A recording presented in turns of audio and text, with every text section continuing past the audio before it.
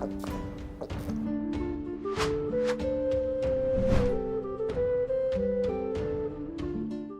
Moin, hallo und herzlich willkommen zu einem neuen Video hier auf meinem Kanal. Heute gibt es hier eine Runde Shakes and Fidget. Der fahrende Dungeon hat wieder mal geöffnet und wir werden heute mit unserem Main reingehen. Mal schauen, wie schwer er diesmal wird. Letztes Mal war ja nicht wirklich eine Herausforderung gewesen. Schreibt mir sehr gerne mal in die Kommentare, wie weit ihr gekommen seid. Seid ihr komplett durch oder habt ihr vielleicht diesmal Probleme gehabt? Mal gucken, was sich daran geändert hat. Vielleicht, das Ganze richtet sich ja nach der eigenen Stufe, ne? Und deswegen ja, gucken wir uns das heute einfach mal im Video an. Ansonsten, falls ihr noch nicht dran teilgenommen habt, im Video gestern habt ihr die Chance noch bis morgen einschließlich auf ja, 3700 Pilze bzw. 100 Euro Paysafe-Guthaben-Card. Könnt ihr sehr gerne teilnehmen. Bis Sonntag habt ihr noch Zeit, da wird der Gewinner ausgelost.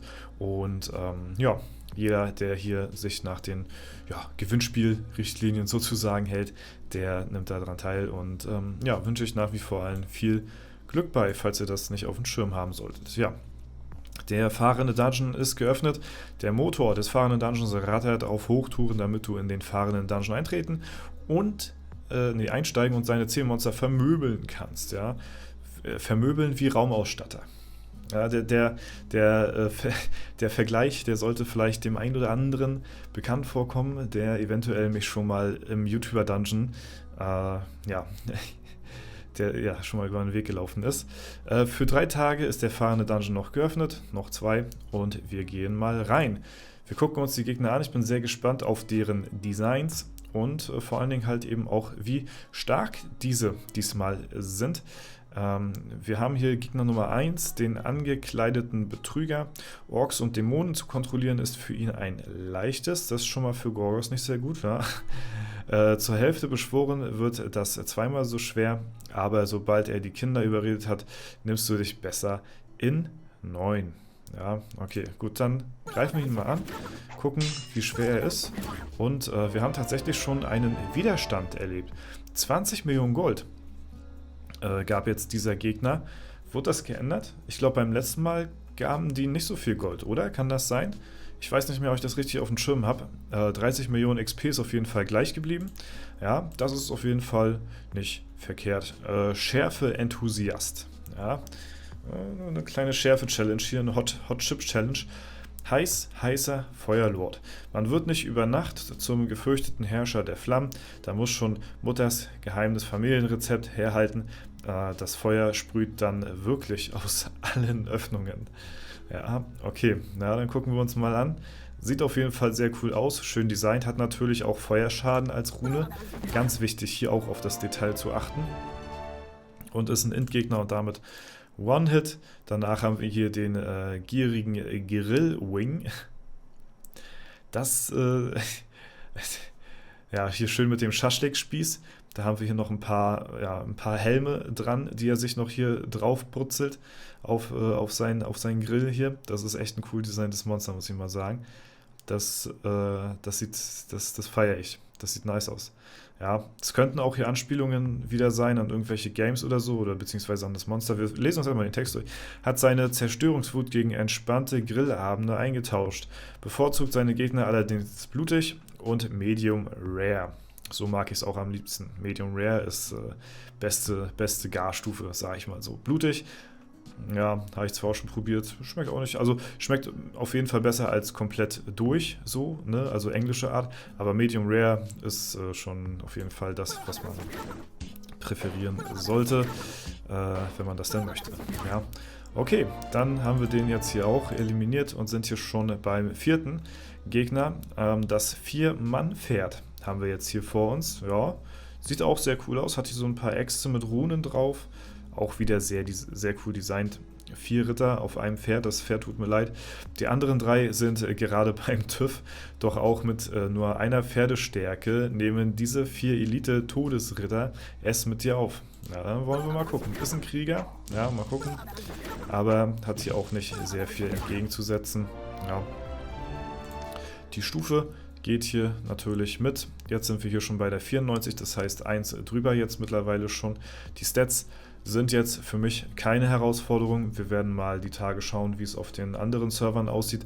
Gerade jetzt auf dem jüngsten Server EU15, ob das eine Bedrohung ist oder eher weniger. Wollen wir mal gucken. Knochenjagender Nekromant. Mhm. Sehr interessant, sehr interessant. Das hätte aber ein Nekromant jetzt sein müssen, also wirklich. Das hätte wirklich jetzt ein Nekromant sein müssen. Das ist, ja. Gibt es schon Nekromanten eigentlich irgendwo in einem Dungeon?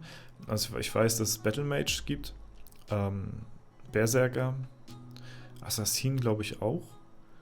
Aber von den ganz neuen Klassen weiß ich gar nicht. Selbst wenn er seinen Kopf verlieren würde, solltest du vor dem mächtigen Lich oder mächtigen Lich, besser die Beine in die Hand nehmen. Also deine eigenen, ja.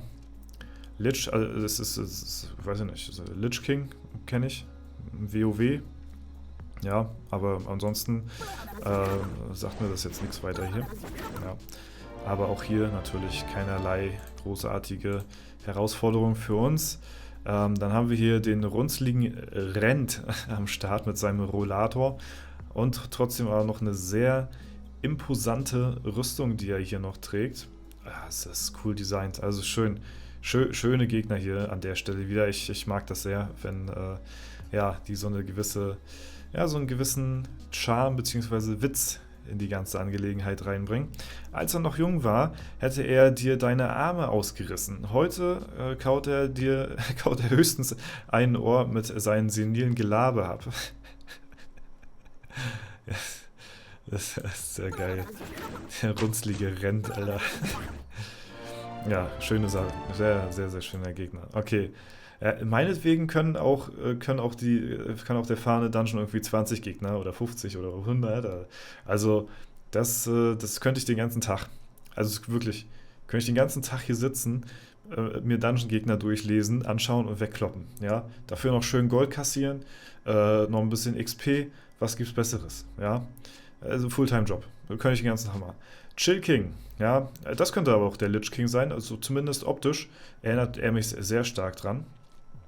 Es steht hier auch sehr, sehr chillig auf jeden Fall. Hat hier so einen Brustplattenpanzer, hier Schulterplatte mit so einem ja, Totenkopf und so einer coolen, hippen Hipsterbrille auf. Er selbst auch hier. Macht der einen Kussmund? Digga, der macht einen Duckface, Alter. Ich werd nicht mehr. Der macht einen Duckface, oder? Alter. Das ist hart. Digga. Zwinkert mir hier... Nee. Ich dachte gerade, das Skelett, das zwinkert einen zu hier von seinem Gürtel, Alter. Das ist verrückt, wirklich. So cool, dass selbst Frostmorune Eiszapfen ansetzt. Was? Frostmorune? Kenne ich gar nicht. Lässt es sich nicht nehmen, dich lässig umzunieten. Ja, gut. Versuch ist es wert. Also mich würde es wirklich freuen.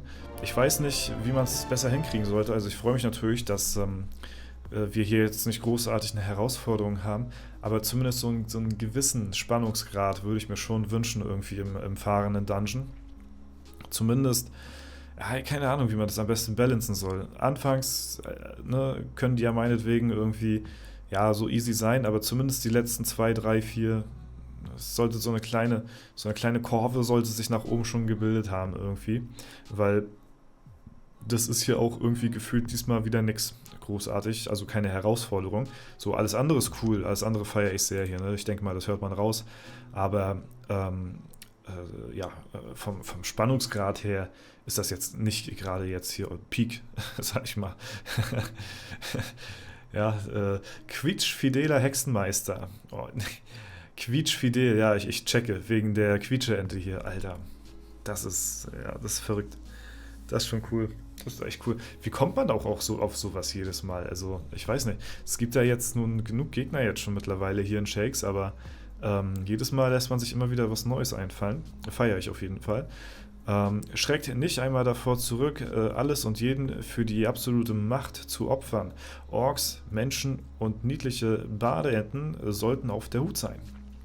Ja, also auch wenn ein neuer fester Dungeon, also nicht ein fahrender, temporärer, sondern wenn ein neuer fester Dungeon rauskommt, es ist immer so cool zu sehen, ja, es ist sehr cool, dass ein neuer Dungeon kommt und man hat wieder ja, eine kleine Herausforderung, beziehungsweise halt eben ein paar neue Gegner, die man vor sich hat, mit coolen Texten, cool designt und so. Das nimmt einen irgendwie mit auf so eine kleine, ja, auf so eine kleine Geschichte so irgendwie.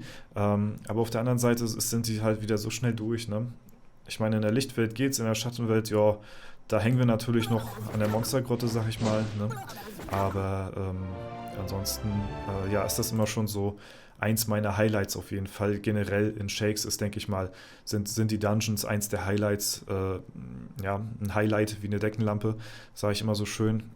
Deswegen denke ich mal, das mögen auch schon viele, wenn immer neue Dungeons rauskommen. Nur übertreiben sollte man es nicht, sollte sich die Waage halten wie Justitia, ne? Boah, heute ist aber auch schon wieder schlimm mit den Vergleichen hier, ne?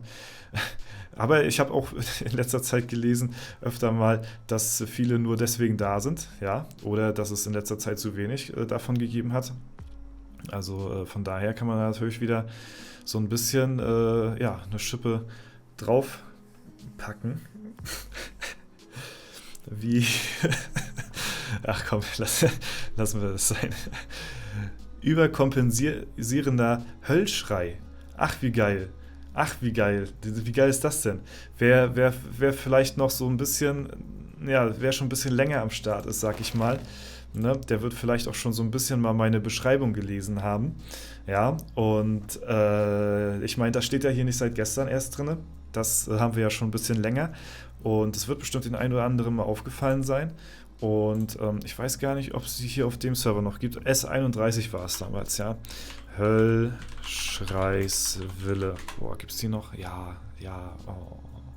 Jedes Mal ja, schwelge ich hier in Erinnerung. Höllschreiswille ist die erste Gilde, in der ich drinne gewesen bin. Da kommen schon direkt die Tränen hier wieder.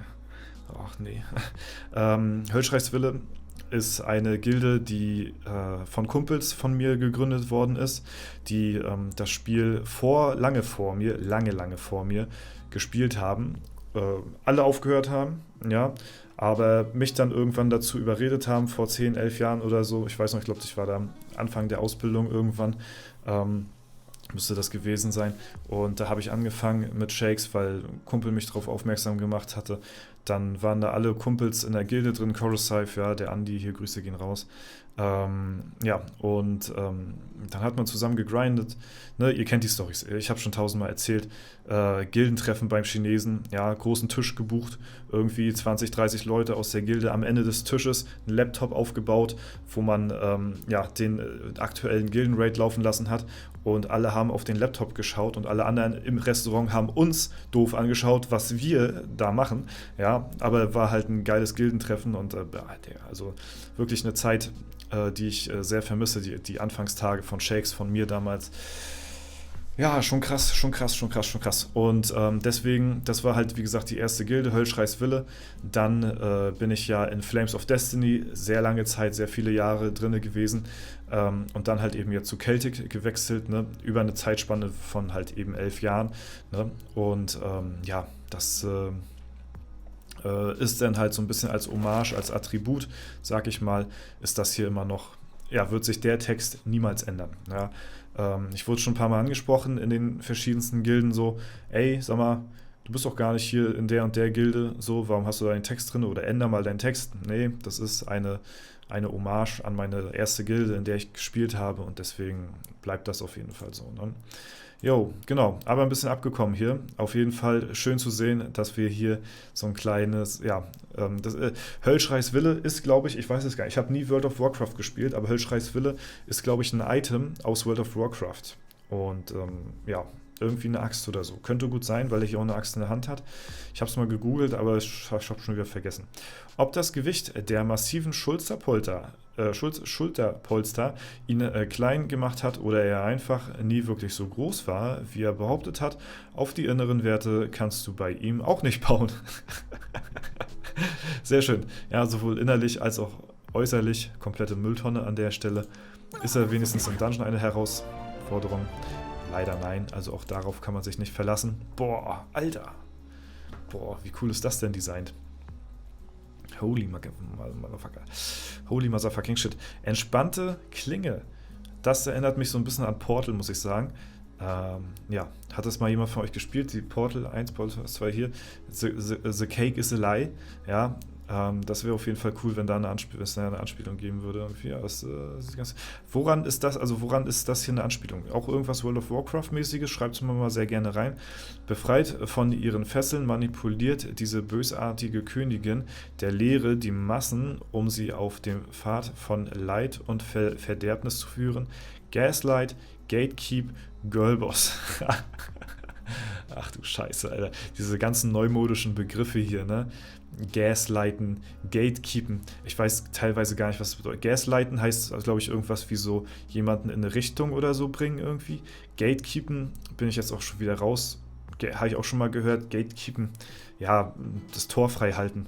Ich weiß es nicht. Girlboss, ja. Selbstreden. Auf jeden Fall hat das anscheinend, glaube ich, nichts mit Portal zu tun an der Stelle. Da sind wir, glaube ich, raus. Ja, aber das könnte auf jeden Fall eine Anspielung an irgendeinen Boss in World of Warcraft sein oder so. Ich weiß nicht. Ich würde es gerne wissen. Schreibt es mir mal sehr gerne rein, falls ihr es wissen solltet. Generell zu allen Dungeon-Gegnern, ja, könnt ihr ja eine Auflistung machen oder so. Wer alles weiß, kriegt einen Keks. Ja. So, let's go. Wir besiegen die entspannte Klinge an der Stelle und damit sind wir auch schon wieder durch mit dem fahrenden Dungeon. Oh, und rechtzeitig rausgeschmissen hier. Ja. Und damit sind wir auch schon wieder durch. Das ist schade auf der einen Seite. Schön, dass wir jetzt wieder ein bisschen mehr XP bekommen haben. Sind wieder ein bisschen näher an Stufe 700 dran. Bisschen XP bekommen. Und ja, heute eine sehr, sehr entspannte Folge, meines Erachtens nach. Also diese Dungeon-Folgen machen mir immer so unglaublich Spaß, muss ich sagen. Deswegen, ich würde es feiern, wenn da auf jeden Fall ein bisschen was in Zukunft kommt. Ne? Jetzt haben wir ja den fahrenden Dungeon, der taucht hier und da mal wieder auf, so. Ne? Wie ein Tiefsee-Hai oder Tiefsee, ja, ach, ist auch scheißegal. Auf jeden Fall, ja, erfreue ich mich da immer dran und ja. Ich hoffe, ihr konntet euch da an diesem Video auch ein bisschen dran erfreuen. Falls der Fall sein sollte, würde ich mich auf jeden Fall sehr über eine Bewertung, Kommentar dazu auch erfreuen. So, ne? Und ich wünsche euch weiterhin noch ein super schönes Wochenende. Vielen lieben Dank fürs Zuschauen. Haut rein und bis zum nächsten Mal.